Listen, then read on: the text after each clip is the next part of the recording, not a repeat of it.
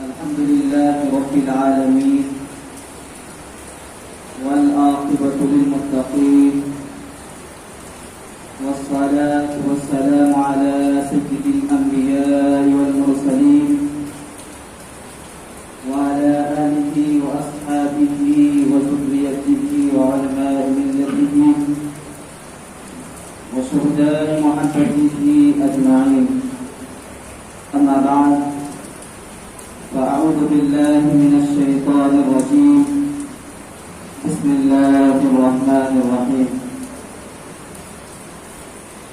إنا أعطيناك الكوثر فصل لربك وانحر إن شانئك هو الأبتر. صدق الله العظيم وبلغنا رسوله النبي الكريم ونحن على ذلك لمن الشاهدين والشاكرين والحمد لله رب العالمين. فرش والے تیری شوکت کا علو کیا جانے، فرش والے تیری شوکت کا علو کیا جانے، اس ربا عرش پہ اٹھتا ہے فضیلہ تیرا. میرے آقا صلی اللہ علیہ وسلم کے پیارے دیوانوں، آئیے کچھ عرض و معروضات پیش کرنے سے پہلے حضور نبی اکرم نور مجسم ارواحنا فدا حضور محمد عربی صلی اللہ علیہ وسلم کی بارگاہ عالیہ میں جس طرح سے میں آپ کو درود مقدسہ پڑھاؤں، آپ میرے ساتھ پڑھنے کی کوشش کریں. پڑھیں الصلاۃ والسلام علیک یا رسول اللہ، الصلاۃ والسلام علیک یا نبی اللہ وعلى آلك وأصحابك يا نور الله صلى الله تعالى عليك وسلم. میرے آقا صلی اللہ علیہ وسلم کے پیارے دیوانوں، اللہ تبارک و تعالیٰ کا بے پناہ احسان و کرم ہے کہ اللہ تعالیٰ نے ہمیں اور آپ کو یہ مہینہ عطا فرمایا. یہ ذوالحج کا مہینہ بہت عظیم مہینہ ہے. اللہ تبارک و تعالیٰ کی بارگاہ میں جو 4 مہینے حرمت والے ہیں اس میں ذوالحجہ کا مہینہ بھی شامل ہے. یہ مہینہ بہت عظیم مہینہ ہے، یہ مہینہ بہت مقرر مہینہ ہے. یہ مہینہ اپنے اندر اسلام کی ایک اہم بنیاد کو لے کر چل رہا ہے. یہ مہینہ جناب اسماعیل علیہ السلام کی یادگار کا مہینہ ہے. میرے آقا صلی اللہ علیہ وسلم کے پیارے دیوانوں، اللہ تبارک و تعالیٰ نے اس مہینے کو بہت مقرر بنایا ہے، اس مہینے کو بہت اہم بنایا ہے. میرے آقا صلی اللہ علیہ وسلم کے پیارے دیوانوں، حضرت ابراہیم علیہ السلام آپ اتنے ضعیف العمر ہو جاتے ہیں لیکن آپ کو کوئی اولاد نہیں تھی. آپ نے پھر حضرت سارہ سے کوئی اولاد نہ ہونے کے بعد آپ نے حضرت ہاجرہ رضی اللہ تعالی عنہا سے آپ نے نکاح فرمایا. تو اللہ تبارک و تعالیٰ نے آپ کو حضرت اسماعیل علیہ السلام جیسی نیک اولاد عطا فرمائی. اور اس مہینے میں آپ کی یادیں منائی جاتی ہیں. وہ ہر مساجد ہو یا ہر علم گاہ ہو، وہ ہر عبادت گاہ ہو، اس میں آپ کا تذکرہ چلتا رہتا ہے. اس لیے کہ آپ نے دین کی وفا کے لیے، اسلام کی سربلندی کے لیے آپ نے جو قربانی دی اس قربانی کو یاد کیا جا رہا ہے. میرے آقا صلی اللہ علیہ وسلم کے پیارے دیوانوں، حضرت اسماعیل علیہ السلام جب اس دنیا میں تشریف لائے، حضرت ابراہیم علیہ السلام کافی ضعیف ہو گئے تھے اس عمر میں آپ آئے. ظاہر سی بات ہے جب ایک بچہ اتنی عمر میں ملے تو رب تعالیٰ کی نعمت کا شکر ادا کیا کرے. انہوں نے اپنے اعتبار سے کیا. اللہ تبارک و تعالیٰ نے انہیں جناب اسماعیل علیہ السلام کی شکل میں اس دنیا میں بھیجا. میرے آقا صلی اللہ علیہ وسلم کے پیارے دیوانوں، پھر اللہ تبارک و تعالیٰ نے بھی امتحان لینا چاہا کہ میں اپنے محبوب کا، میں اپنے خلیل کا امتحان لوں، تو اس سے پہلے آپ نے کہا کہ اے ابراہیم اپنی اہلیہ کو، اپنی بیوی اور بچے کو ایک میدان میں چھوڑ کر آ جاؤ، اسی طرح میدان میں ڈال ڈالو، تب تو وہاں جا کر جناب ابراہیم علیہ السلام اپنے بچے اسماعیل علیہ السلام اور آپ کی اہلیہ ساتھ جاتی ہیں، وہ مکے کی پرخطر زمین نوکیلے پتھر کے پاس آپ رکھتے ہیں اور وہاں سے بھی تشریف لاتے ہیں۔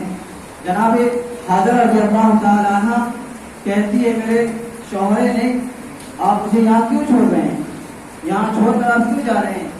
آپ فرماتے ہیں کہ اللہ تبارک و تعالیٰ کا حکم ہے تو لان جائیں۔ وہ بھی کیا کہتی ہے کہ اگر اللہ کا حکم ہے تو ہمیں یہیں رہنا ہی مناسب ہے، اللہ کا حکم ہے تو اپنی ساری زندگی یہیں گزار ہوئے میرے لیے بہتر ہے اور میرے اخروی نجات کا ذریعہ ہے۔ میرے آقا صلی اللہ علیہ وسلم کے پیار دیوانوں، جناب ابراہیم علیہ السلام وہاں سے تشریف لے جاتے ہیں۔ آپ کے تشریف لے جانے کے بعد کچھ سال گزرنے کے بعد اللہ تبارک و تعالیٰ آپ کے خواب عطا فرماتا ہے۔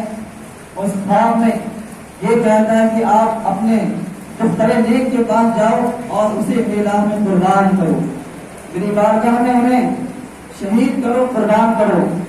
جب جناب ابراہیم علیہ السلام 8ویں ذوالحجہ کو ایک خواب دیکھتے ہیں، خواب دیکھنے کے بعد آپ پھر اسے یاد میں رہتے ہیں کہ شاید یہ یوں ہی ہو، یہ کوئی وحی الہی نہ ہو۔ آپ اس دل کو گزار دیتے ہیں۔ پھر 9ویں رات آتی ہے، 9ویں ذوالحجہ، آپ اس دن کے خواب دیکھتے ہیں۔ خواب دیکھنے کے بعد آپ کو یقین ہو جاتا ہے کہ یہ خواب وحی الہی ہے اور اللہ تبارک و تعالیٰ کی جانب سے کیا ہوا الہام ہے۔ میرے آقا کے پیارے دیوانوں، ایک بات آپ یہاں پہ سماعت فرمائیں کہ انبیاء کرام علیہ السلام کو جو خواب ہوا ہے اور خواب وحی الہی ہوا کرتا ہے۔ انسان اگر خواب دیکھے تو وہ شیطان کے مکر و فریب کا ایک جال ہوا کرتا ہے۔ انسان اگر ایک خواب دیکھتا ہے، جو عام انسان ہوتا ہے وہ ہمارے دین بھر کا کیا ہوا چیز ہم اسے دیکھتے ہیں، لیکن اس میں ایک اور چیز ہے کہ نبوت کا 46 حصے میں سے ایک خواب کے حصے میں شامل کیا گیا ہے۔